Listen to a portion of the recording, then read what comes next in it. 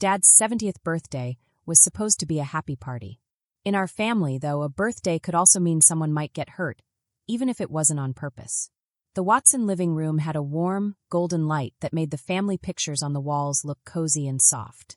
The pictures showed smiling faces, but even though the room looked peaceful, there were a lot of hidden problems in our family. It was a house full of memories, both happy and sad. The smell of Dad's favorite pipe tobacco floated gently from the den. It mixed with the sweet smell of the frosted cake on the dining table. I stood by the window, holding a glass of sparkling cider. Behind me, people were talking and laughing. Their voices buzzed like a hive full of busy bees. From where I was standing, I could see the pencil marks on the kitchen door frame. Each mark showed how tall we had grown over the years. My height stopped at 5 feet 5 inches when I was 17. Dorian's marks were always higher, just like everything else in his life. I remembered when we were kids racing our bikes down Maple Street. Dad would cheer for both of us, but somehow Dorian always won. Even back then, I learned to be quiet about my victories. I learned to celebrate quietly so that Dorian could always feel bigger, better, faster. Now, Dorian was standing in the middle of the room, talking to everyone. His wife, Cressida, stood beside him in a perfect navy blue dress. Her smile looked sweet, like sugar on a cookie, but when she spoke, there was a sharp edge in her words that could cut if you weren't careful. Mom and Dad were standing near him. Mom's hand rested proudly on his arm. Dad's face was lit up with a smile like Dorian had already given him everything he ever wanted. Our cousins, Octavia and Alastair, stood with their daughter Leora, watching politely. They always seemed polite at family events they couldn't escape. Dorian tapped his glass, like he expected everyone to listen carefully to him. "I have a big surprise for Dad," he announced. His voice was loud and clear, filling the entire room. Everyone stopped talking. Even the old mantel clock seemed to pause for a moment. "I've been thinking," Dorian continued. "It's time for Mom and Dad to have a house that's easier to live in. No drafty windows. No steep stairs. So," he paused, letting everyone wait for the exciting news. "I'm going to sell this house and move them into a new one with me." Immediately, people clapped and cheered. "That's so thoughtful," they said. Octavia smiled and clasped her hands together. Cressida leaned in close to Dorian, her smile perfect, just for everyone to see. I stayed quiet. My glass felt cold in my hand. The house wasn't just wood and nails. It was so much more. It was Sunday dinners at the big table. It was Dad's pipe sitting on the sideboard. It was the creaky hallway upstairs that moaned at night. It was the last place I had felt like I belonged before I learned that I didn't. Dorian's eyes found mine.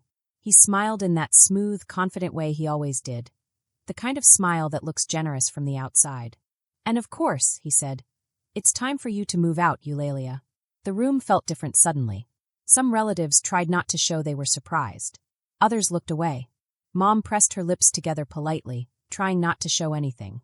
The air felt heavier, like someone had shut all the windows and locked in the heat. I put my glass down carefully, my fingers steady even though my heart was beating really fast. Then I thought, I have a gift for you too. I didn't go sit at the table to sulk. I went outside to prepare myself. The porch boards creaked under my feet as I opened the front door. The cool October air washed over me. I could smell a faint tang of salt from the harbor in the breeze. My pulse thumped in my ears faster than I liked. I shoved my hands into my pockets so I wouldn't make fists. Through the thin lace curtain at the window, I could see Dorian leaning toward Dad. His arm was casually over the back of the chair. He was basking in the glow of his own announcement. Dad was smiling like Dorian had solved every problem we had never even dared to name. It reminded me of all those bike races down Maple Street, when Dad would cheer for both of us, but clap just a little louder for Dorian. Back then, I let him win. Tonight would be different. I took my phone out of my pocket and stared at Dad's contact. My thumb hovered over the call button. It would be so easy to walk back inside and demand an explanation. I could make Dad choose, right there in front of everyone. But I already knew which side he would pick. I wasn't about to give Dorian the satisfaction of watching me plead. I scrolled to the name I had memorized months ago. Valerian Jackson answered on the second ring, his voice brisk and professional. "Eulalia, what's wrong?" he asked. "Title check," I said, my voice steadier than my heartbeat. "And I need you to pull up the house records." I could hear him tapping the keys on his side. "Is this about the Watson house?" he asked. "Yes. Dorian's trying to move Mom and Dad out. He says he's selling it." "That's interesting," Valerian said. His voice shifted into that serious, lawyer-like tone I had learned to trust. According to the county records, you've been the legal owner for 18 months. You bought it at a foreclosure cash sale. A flicker of satisfaction warmed my chest. And the will? Valerian didn't keep me waiting. The will says that whoever saved the house during a financial crisis inherits it completely. That would be you. The weight of those words settled in my bones. The very thing Dorian thought he could take from me was already mine. I need the ownership documents ready by tomorrow, I said. And send cease and desist notices to every real estate agent within 20 miles. If he tries to list it, I want the paperwork in their faces before he can shake hands. There was a pause. Then Valerian's voice came through, low and certain. Eulalia, you hold every card. The question is, how do you want to play them? I let the silence stretch. Inside, laughter burst from the dining room. Dorian's voice carried above the rest. My hand tightened around the phone, but I stayed calm. I ended the call and slipped the phone back into my pocket. The porch light flickered on as the sun dipped lower, casting long shadows across the worn boards. I turned toward the door and looked at the pencil marks etched into the frame. One for every year, every inch, every reminder of who I had been in this house. Tonight, I whispered, tracing the highest mark with my fingertip. I take it all back, inch by inch. If Dorian wanted a stage, I would let him perform. Right up until the curtain dropped. When I returned to the dining room, the air felt lighter. Wine glasses were filled a little higher. Plates were stacked neatly at one end. The cake was half-eaten. Sinatra played softly in the background. Perfect for a man who thrived when people stopped thinking too hard. I slid into my seat with a faint smile. Walk us through it again, I said. Dorian's eyes lit up. Markets are hot before winter. We list at $850, maybe more. I've got agents lined up, a quick staging weekend showings, and we'll have an offer before the year ends. Cressida leaned in. Her voice was honey-sweet. And the new place has a pool house for holidays. An in-law suite, so your parents have privacy, but they are still close. Picture next 4th of July. Lights, music, grandkids running around. Octavia smiled politely, then asked, "And what happens to Eulalia?" Dorian chuckled, acting like it was nothing. "She'll be fine. A change will do her good." He glanced at me like he was granting kindness. I tilted my head. Interesting. And the will? How does that fit? He smirked. I'm the eldest son. Obviously, I'll inherit everything here. A quiet shift moved through the table. Small glances, a cough into a napkin. I let the moment breathe, swirling my wine. Eldest son, I repeated softly. Very traditional. Dorian pressed on, feeling bolder. We'll net about $810 after fees, roll that into a jumbo mortgage, and get mom and dad somewhere modern. No shoveling snow, no boiler repairs. Just smart asset management. Smart, I echoed, my voice neutral. Though paperwork can be surprising. Don't worry about that, he said with a quick wave.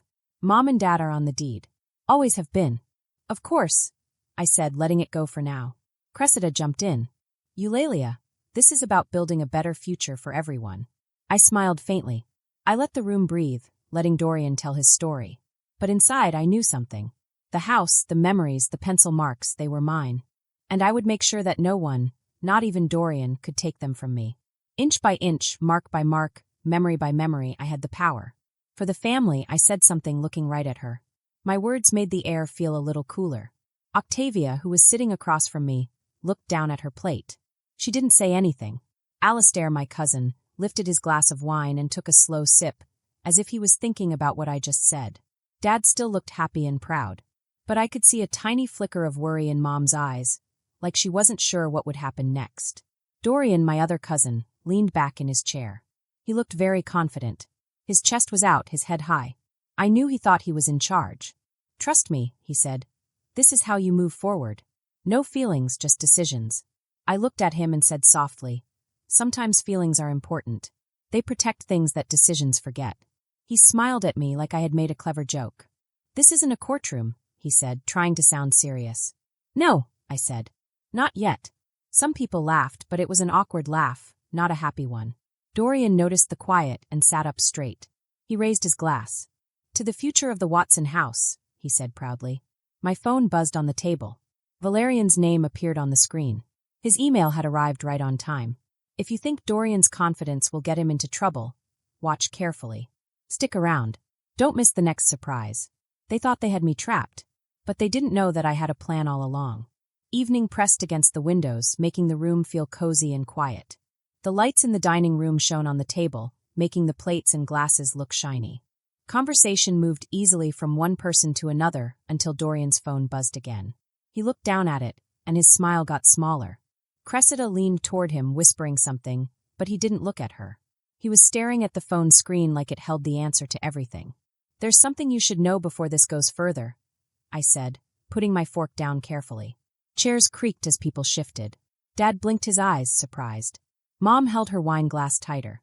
Dorian tried to take control again. "Eulalia, we're in the middle of dinner," he said, trying to sound calm. "All the more reason," I replied.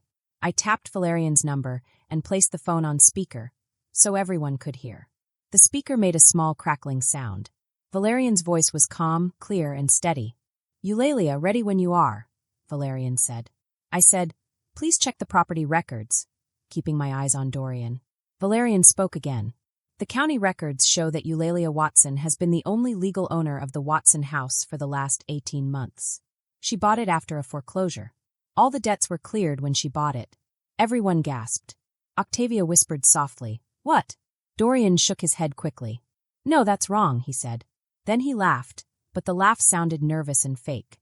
Valerian continued, "There's more. Magnus Watson's will says the house should go to the family member who kept it safe during hard times. The documents in the files prove this." Cressida, trying to sound polite, said, "I'm sure there's a mistake," but I could hear the steel in her voice. "It's not a mistake," I said clearly. "That means your plans to sell my house end tonight." Octavia turned to Dorian. "So you were lying to us?" she asked, her voice shaking a little. Alastair pulled his hand off Dorian's shoulder and crossed his arms. His eyes looked far away, like he couldn't believe what he was hearing. Dorian raised his hands, trying to look calm. "We were just talking about options. We were trying to help." Dad stood and walked slowly across the room, as if every step was heavy and serious. His hand landed on my shoulder. "She saved this family's home," he said quietly, but everyone could hear him clearly. "While you tried to sell something that wasn't even yours." The room went completely silent. Someone put down a glass too softly. The chandelier above us made a quiet humming sound. Cressida stared at the tablecloth like it might have some magic answer hidden in the pattern. Mom pressed her lips together, feeling both proud of me and a little sad. Dorian's face turned bright red. His jaw moved up and down like he wanted to say something, but he didn't. I slid Valerian's email across the table, letting the seal catch the light. "Cease and desist letters have already gone out to local agents," I added. "No one can sell this house without my signature." Octavia breathed out slowly. Her rings made a soft clicking sound. "Good Lord," she whispered. Leora, who had been secretly filming under the table, put her phone away. Alastair cleared his throat. "Then that's that," he said. Dorian tried one last move. "If you had told me." "I did," I said. The lie fell away under the weight of the truth. He hadn't asked, so he didn't know. Somewhere near the kitchen, Sinatra sang a song about the best being yet to come. For once, the words felt like they fit the room perfectly. The room felt like a courtroom. The table felt like it was made for big, important announcements. The cousins went quiet. A draft lifted the table runner. The chandelier above us hummed softly. Cressida tried to be reasonable. "Magnus, Eudora, no one wants a fight. We're thinking about your comfort," she said. She reached for Mom's hand, but Mom didn't give it. Dad kept his hand on my shoulder, steady and strong. Valerian added, final. "Any attempt to sell or deal with this house without Miss Watson's written permission will trigger legal action." The speaker clicked off. Alastair leaned back in his chair. Octavia shook her head in disbelief. "All this time," she whispered, "and she was the one holding the roof up." Dorian looked around the room, searching for understanding, but the room didn't give him any. I smoothed my napkin. "After dinner, we can talk about what help really looks like," I said. "It starts with listening and understanding each other." "Oh," Dorian said. He pushed back his chair. "If this is how you want it, consider me gone. Justice doesn't always arrive with a big noise. Sometimes it comes quietly, like a door lock clicking shut."